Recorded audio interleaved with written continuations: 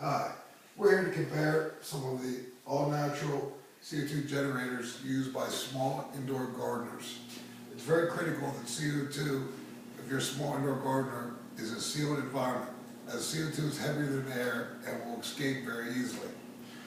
These bags that are currently on the market, they produce very little to non-CO2. We're going to use water to give you an example. These first two, if you look at, created from the mushroom industry, appear to me to be nothing more than a shiitake log in a bag before it is removed from the bag to grow shiitake or other exotic mushrooms. It appears to be a sawdust-based substrate with the common bag, a 1-inch breather hole. If you notice, we place this in a tub of water. Walk over here. Place this in a tub of water. Okay? Take notice of the amount of bubbles coming out. And that's being squeezed. A fair amount.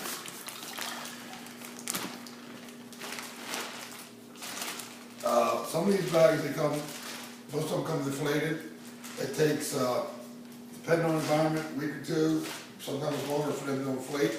And as far as I know, they only put out CO2 when they are inflated. Look at this one here. It's about the same results, maybe a little bit less than the other bag.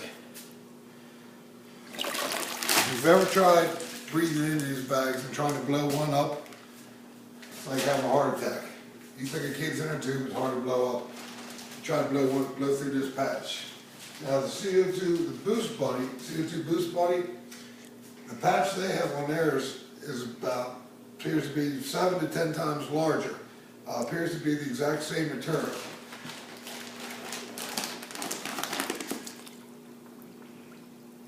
As you can see, the bubbles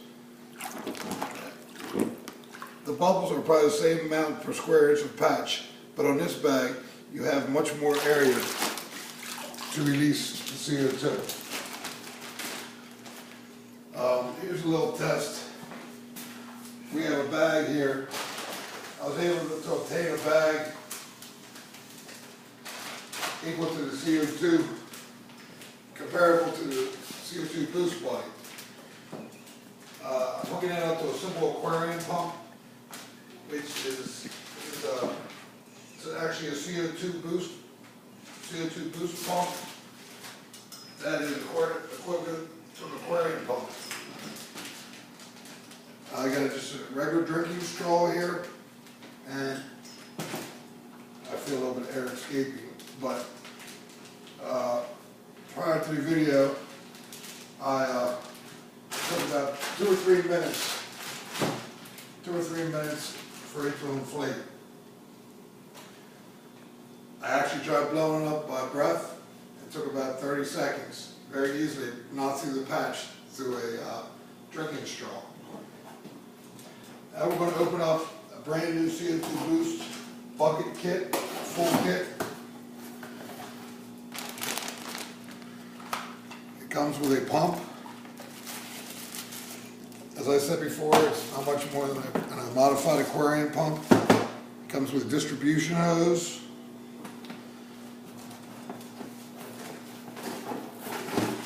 It has a bucket of pre-activated all-natural substrate. There's a very informative setup literature in there, setup guide. On the top, if you notice on the top, there's a little sticker that says please remove, and there's a hole in the sticker. They tell me from the company that is to add extra oxygen during shipment.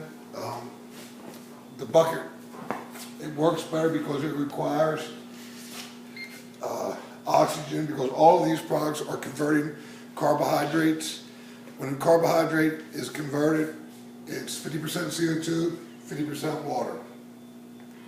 Here is a Logitech, I believe, CO2 meter. This is a sophisticated one that's used for checking parts per million, up to 10%, that would be 100,000 parts per million. If you just place it in the top of the bucket before starting, I watched the meter. That's 92, 94, that's over 10,000 parts per million. 13,000 parts per million, right off the top. I'm sure if you hold there, it goes longer.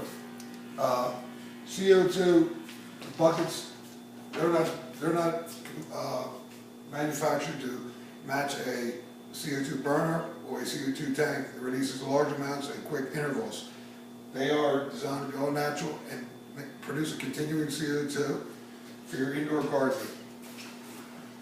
Some of the literature I read, if you look on the CO2Boost bucket, you just take the pipe and you push it down in, making sure all the holes are in.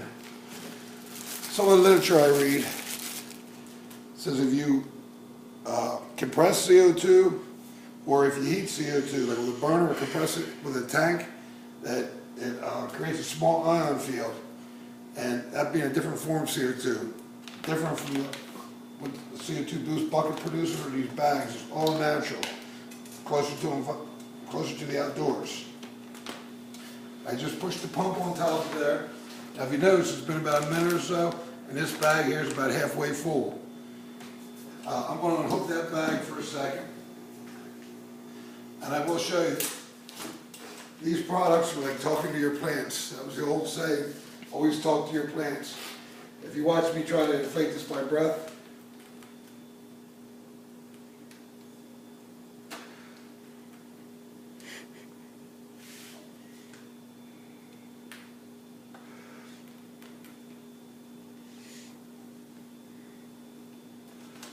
it is faster. It is faster than pumping, but it's a very time-consuming thing, and if you have time to spend all your time inside your garden, and talking to your plants is the best thing, or blowing up a bunch of balloons and letting it release slowly.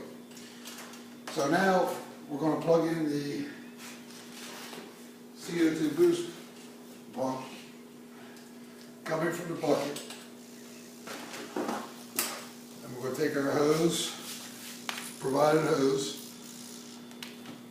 I'm just going to put it. Now if you look at here closely at the bubbles here, compared to the bubbles coming from the bags, and this can be put on a timer to run it, plants only use CO2 during lights on period. So this can be put on a timer, very inexpensive, to run only as needed.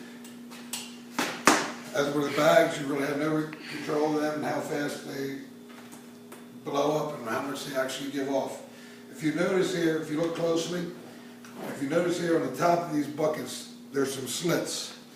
These slits are to allow air to go in, oxygen to go in, outside normal air, and replace the CO2 that's being removed. This enhances the conversion of the carbohydrates through the fungi,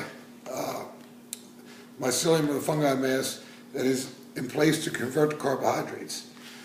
If you notice, these other bags are like a sawdust base, and these appear to be sterilized, where the CO2 systems appear to be a straw substrate that has much higher CO2 content. For another test, what we're going to do, we're going to take a 55-gallon drum here. We're going to place just an empty 55-gallon drum.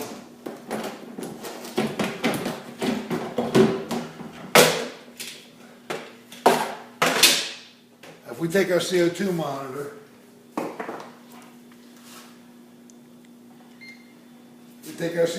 which I will note has a pump on it.